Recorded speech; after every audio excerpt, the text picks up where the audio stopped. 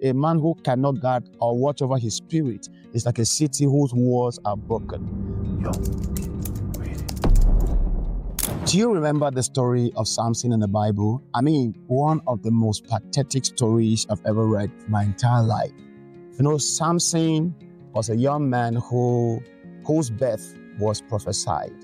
You know, his parents trusted for a child for a period of time, and suddenly when they had even lost hope, an angel of the Lord appeared to to the mother, to be precise, and said, you're going to be pregnant and you're going to give birth to a son, and then gave her certain instructions and said that son is going to be the deliverer of the children of Israel out of the hands of the Philistines. And then, of course, the prophecy came to pass. Samson was born. Now, Samson as a child could kill a lion with his bare hands, could kill 1,000 Philistines with the jawbone of an ass, could leave the gate and climb the mountain with it. The gate, not the door of a house, not the gate of a compound, the gate of a city. One guy would lift it literally and then climb up hill with it.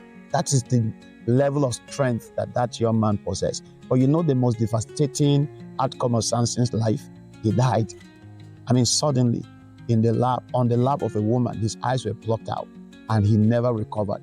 You know what led to that? That was as a result of lack of self-discipline.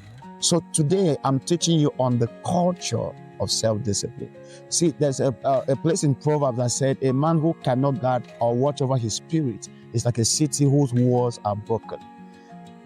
Every day, is an opportunity for you to make a mark. Every day is an opportunity for you to make a difference. Every day is an opportunity for you to create new record.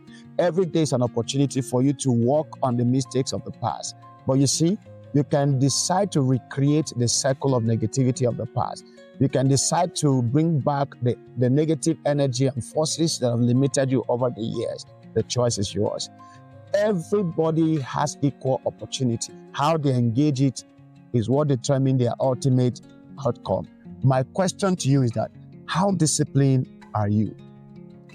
In terms of your character, in terms of your conduct, in terms of the application of yourself to what you have decided to do, in terms of the management of your time, management of your resources, how disciplined are you? Just like Samson, there are great destinies that have been wasted on very frivolous, ephemeral, mundane things that have zero significance to human life and destiny. You don't want to be that kind of person. That you were born great is not a guarantee that you're going to ultimately become great. Your destiny may be prophesied, your future may be predictable, but if you don't engage or build the culture of self-discipline, you will realize that you will end in a place that you least expected. And then you will just have a story to tell that I once had a great destiny, but oh, look at what my outcome has become. Please be a positive model of one who applies himself according to the rule of life based on the culture of self-discipline that you have built. So everybody has a problem. Everybody has an history. Everybody has a story to tell. Some of the top richest men in Africa that we know today, they were not people who were left with inheritances. They were normal, regular guys on the street who came out of backgrounds that were not known. They worked themselves out of those limitations and created something significant with their lives. You too can do the same. Remember again in that scripture in Proverbs, he said, a man who has no rule over his spirit is like a city that has no walls. When you lack self-discipline, it means you don't have defense. Anything can go. So discipline yourself. Your appetite for food must be disciplined. When you want to fast, fast. When you want to pray, pray. When you must read a book, read a book. When you want to interact with a friend, interact with a friend. At some point, turn off your mobile phones for a day or two or even 3. Stay off internet, or maybe your mobile phones can be on for calls, but just turn off your data. Just make sure that your mental health is in check.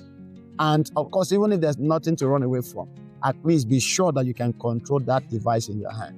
Because there are people that have become addicted to things that are total distraction to them and taking a bunch of their time and wasting away without their consent. So please, I want you to take this very seriously, that nobody is out there to help you. The greatest help you need is you. And the best that your life needs is from you, not from another person. No matter what I give you, if I give you $1 billion today, if you don't have self-discipline, you will blow it up. If I give you an opportunity, a job opportunity, if you don't have self-discipline, you will be sacked. If I send you abroad to study, if you don't have self-discipline, you may end up in jail. So there are very sad stories of wealthy men whose children are wasting because of a crack addiction, because of lack of discipline. They have all the money, so they decide to waste their lives with it. Don't be that type. Tell yourself what you want to do and discipline yourself to do it. That's what makes you a great man. That's what makes you a great woman. You know, I'm always waiting for you. See you at the top. Your story will be an enviable one. Congratulations. God bless you.